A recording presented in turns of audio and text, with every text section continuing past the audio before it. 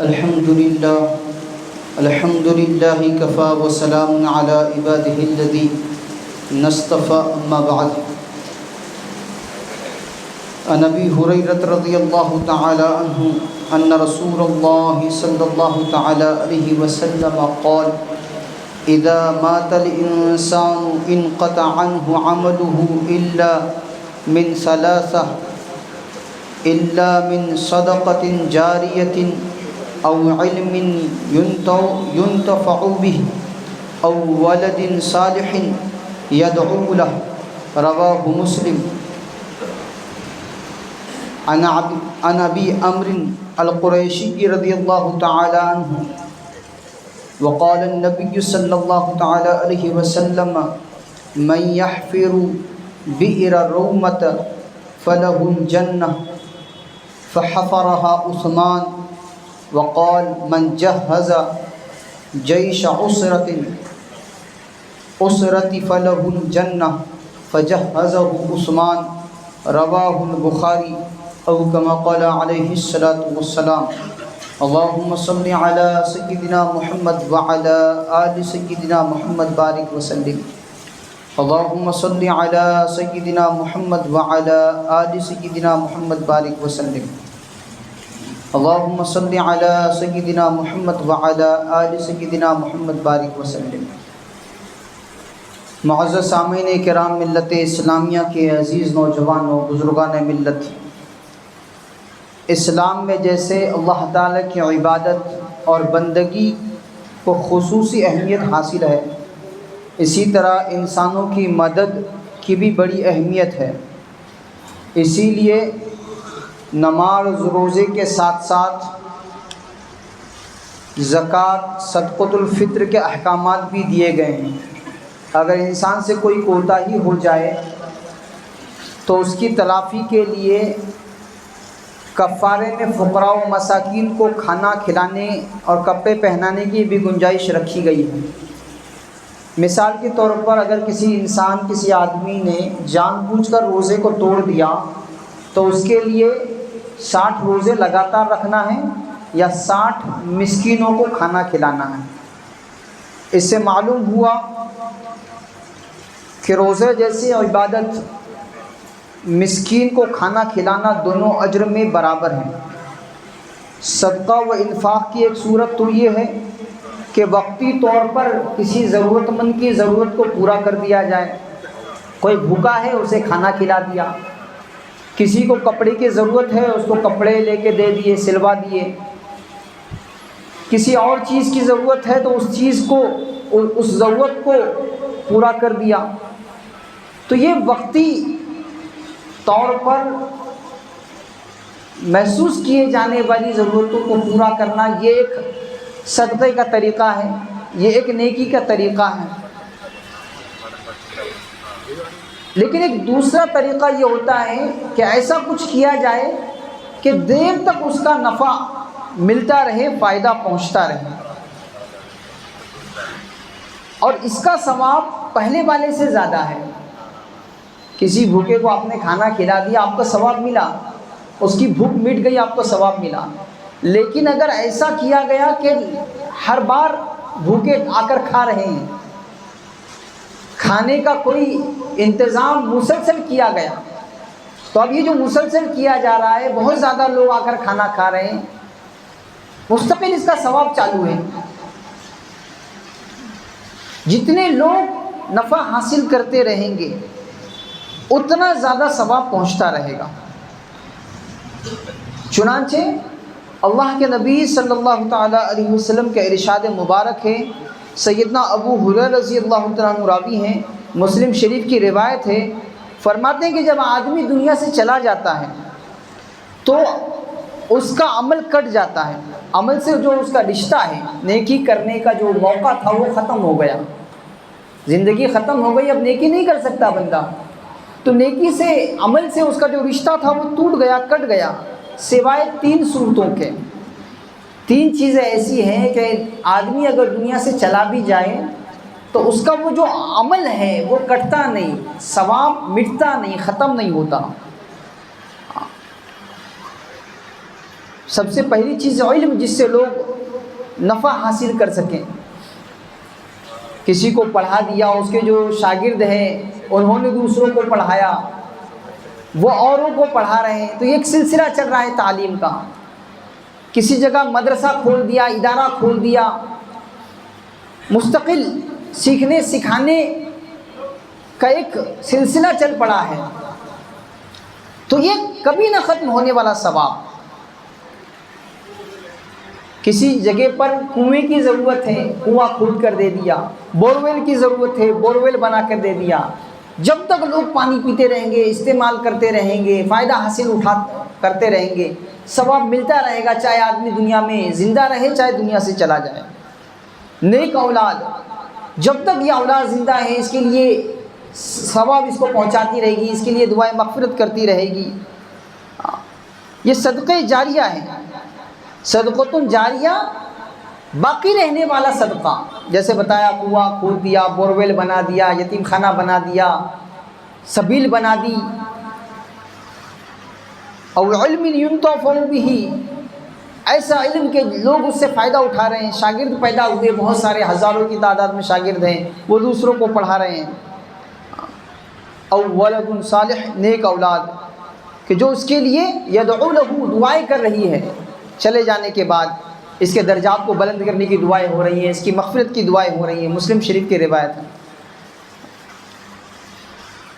تو یہ جو صدقہ جاریہ ہیں، یہ صدقہ جاریہ کبھی تو ایک فرد کے ساتھ، ایک قوم کے ساتھ، ایک مخصوص لوگوں کے ساتھ ہوتا ہے، اور اسی کی ایک قسم ہے وقف. وقف کہتے ہیں، وقف کے لغوی معنی اگر آپ عربی کا لفظ ہے وقف، اس کو ڈھونڈیں گے تو ملے گا روک کے رکھنا. کوئی بھی ایسا کام کہ جس کو، اس چیز کو آپ نے روک کے رکھا لیکن اس کے نفع کو عام کر دیا. عبادت کے لیے مسجد بنائی گئی، یہ مسجد ابھی رکی ہوئی ہے، ٹھہری ہوئی ہے، یہ کہیں منتقل ہونے والی نہیں ہے، مستقل ایک عمارت ہے مسجد. اب مسجد بنا دی، عبادتیں ہو رہی ہیں، نمازیں ہو رہی ہیں، لوگ اس میں افطار کر رہے ہیں، لوگ اس میں تلاوت کر رہے ہیں، لوگ اس میں اذکار کر رہے ہیں، لوگ اس میں دعائیں کر رہے ہیں. مسجد تعمیر کر دی، مسجد کے لیے جگہ وقف کر دی.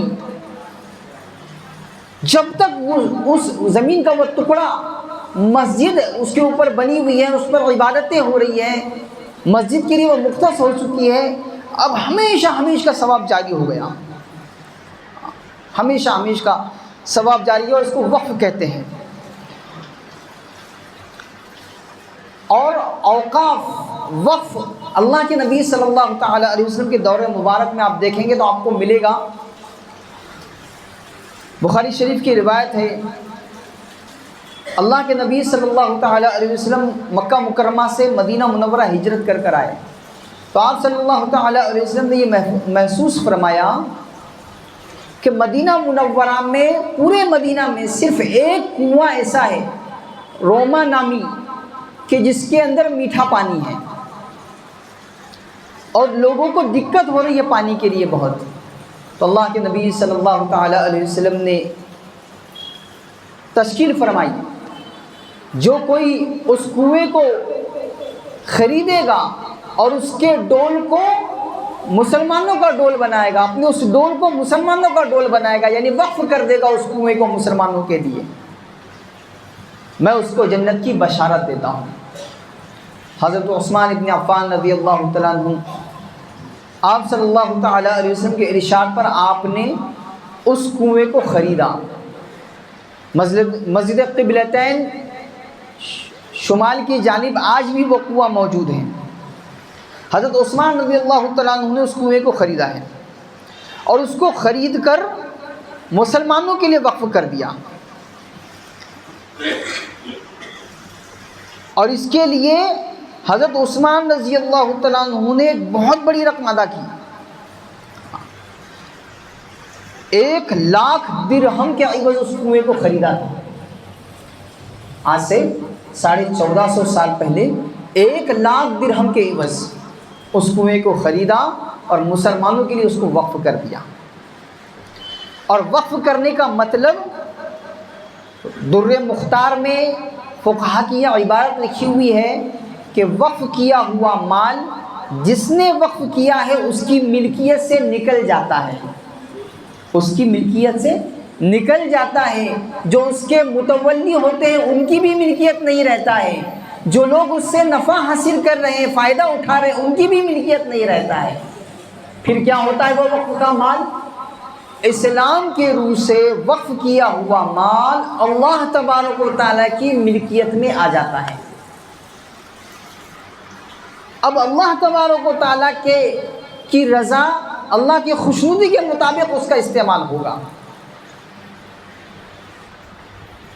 جو اس کے متولی ہوں گے وہ امین ہوں گے، وہ امانت دار ہوں گے، اس وقف کی ہوئی چیز کے مالک نہیں ہوں گے۔ تو حضرت عثمان رضی اللہ تعالیٰ عنہ نے بیر روما کو 1,00,000 درہم کے عوض خرید کر وقف کر دیا۔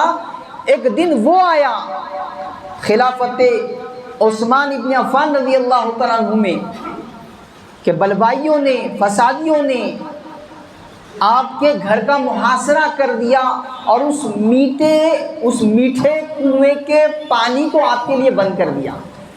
جس کنویں کو آپ نے خرید کر اور 1,00,000 درہم کے عوض خرید کر مسلمانوں کے لیے وقف کیا تھا، اس کا پانی آپ کے لیے بند کر دیا گیا۔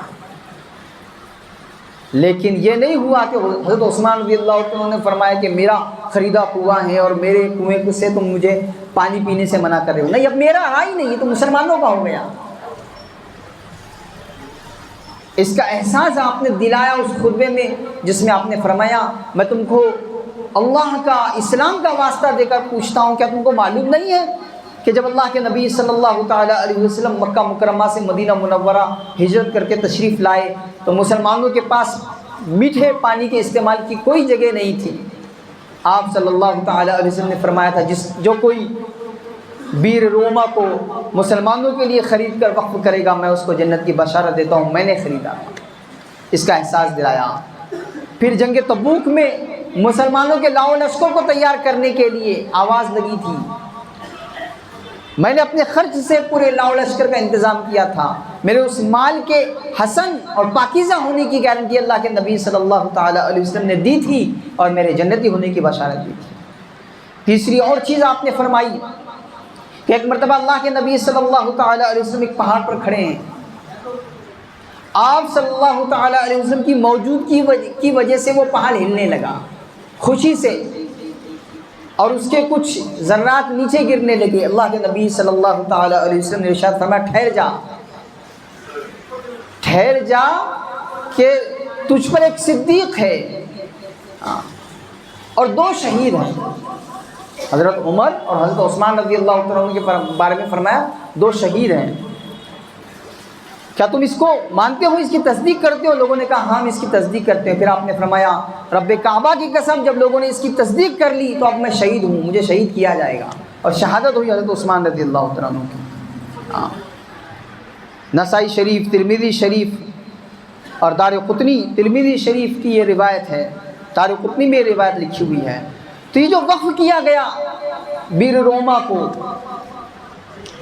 ایسے ہی اوقاف کیے جاتے ہیں، وقف کیے جاتے ہیں۔ اللہ کے نبی صلی اللہ تعالیٰ علیہ وسلم جب ہجرت کر کے تشریف لائے تو مسجد نبوی کی تعمیر کی بات آئی، تو آپ نے اس جگہ کے بارے میں جہاں پر مسجد نبوی تعمیر ہونی تھی اس کی بابت دریافت فرمایا کہ یہ جگہ کس کی ہے، کس کی ملکیت ہے؟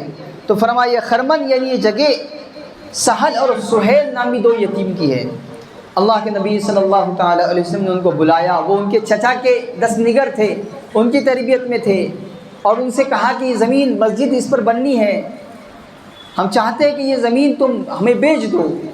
وہ دونوں یتیموں نے کہا کہ ہم اللہ کی رضا کے لیے یہ زمین کا حصہ آپ کے لیے خالی کرتے ہیں، ہم وقف کرنا چاہتے ہیں۔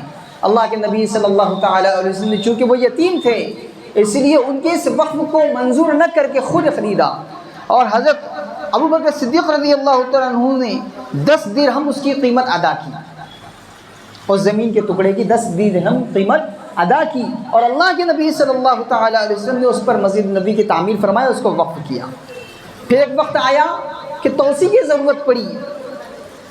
انصاری لوگوں کی وہ زمین تھی، ناکافی ہو رہی تھی مسجد نبی۔ اللہ کے نبی صلی اللہ تعالیٰ علیہ وسلم نے پھر تشکیل فرمائی اور حضرت عثمان رضی اللہ تعالیٰ عنہ نے وہ زمین خریدی 20,000 یا 25,000 درہم میں۔ انصاری لوگوں سے وہ زمین خرید کر توسیع کے لیے اس کو وقف کر دی۔ تو یہ وقف کی چیزیں اسلام سے جڑی ہوئی ہیں۔ اب ہمارا اپنا یہ جو ملک ہے، اس کے اندر مسلمانوں کی حکومت کا سورج 1000 سال سے زیادہ چمکتا رہا ہے۔ مسلم بادشاہوں نے دین کی دعوت اور تبلیغ کے لیے خاص کچھ کام نہیں کیا، لیکن انہوں نے سب سے بڑا کام جو کیا ہے مسلمانوں کے لیے کہ بڑی بڑی جاگیریں، جائیدادیں، زمینیں مسلمانوں کے لیے وقف کی، اور نہ صرف مسلمانوں کے لیے بلکہ یہاں بسنے والے دوسرے مذاہب کے لوگوں کے لیے بھی زمینیں وقف کی گئی ہیں۔ مندروں کے لیے زمینیں وقف کی گئی، مسجدوں کے لیے، درگاہوں کے لیے، خانقاہوں کے لیے بہت بڑی زمینیں وقف کی گئی، اور اتنی زیادہ اوقاف کی زمینیں ہمارے اس ملک میں ہیں کہ اس کا 50% حصہ تو غیروں کے قبضے میں ہے، مسلمانوں کے قبضے میں ہے، حکومتوں کے دفاتر اور ان کے سرکاری محکمے اس پہ بنے ہوئے ہیں کہ مسلمانوں کو کسی کے سامنے ہاتھ پھیلانے کی ضرورت نہ پڑے، اتنی زیادہ اوقاف کی زمینیں ہیں۔ 1954 میں سب سے پہلے قانون بنا وقف کا، جو مسلمانوں کے لیے ناکافی قانون تھا۔ پھر 1985 میں ایک دوسرا قانون آیا، وہ بھی مسلمانوں کے حق میں نہیں تھا اور مسلمانوں کے حقوق اس سے پورے نہیں ہو رہے تھے۔ بالآخر 2013 میں حضرت مولانا ولی رحمانی علیہ الرحمہ کی جدوجہد اور مسلم پرسنل لاء بورڈ کی کوشش سے ایک ایسا قانون پاس ہوا کہ جس میں کہیں نہ کہیں مسلمانوں کے حقوق وقف کے لائن سے محفوظ ہوئے، کہ جس میں یہ بتایا گیا کہ مسلمانوں کی اس میں حصہ داری ہے، مسلمان اس کے حقدار ہیں، اس کا براہ راست مسلمانوں کو فائدہ پہنچنا چاہیے، تعلیمی اعتبار سے، ان کے معاشی حالات کو دور کرنے کے اعتبار سے، ان کو اونچائی پر لانے کے اعتبار سے یہ اوقاف کی زمینیں کارآمد ہو سکتی ہیں۔ لیکن ابھی گزشتہ کل موجودہ حکومت کی طرف سے ایک اور بل پاس کرنے کی کوشش ہو رہی ہے کہ جس میں وہ مسلمانوں کا یہ جو حق ہے اوقاف کا، اس کو چھیننا چاہتے ہیں، ہڑپنا چاہتے ہیں مسلمانوں کے اوقاف کی زمین کو۔ اس بل کے پاس ہونے کے بعد وہ منمانی کر سکتے ہیں، جب چاہے جہاں چاہے مسلمانوں کے وقف کی زمین کو بیچ سکتے ہیں، کسی کو دے سکتے ہیں، کوئی بھی کام جو حکومت کرنا چاہتی ہے وہ کر سکتی ہے، اور اس سے باز کرنے کے لیے کوشش کی جا رہی ہے۔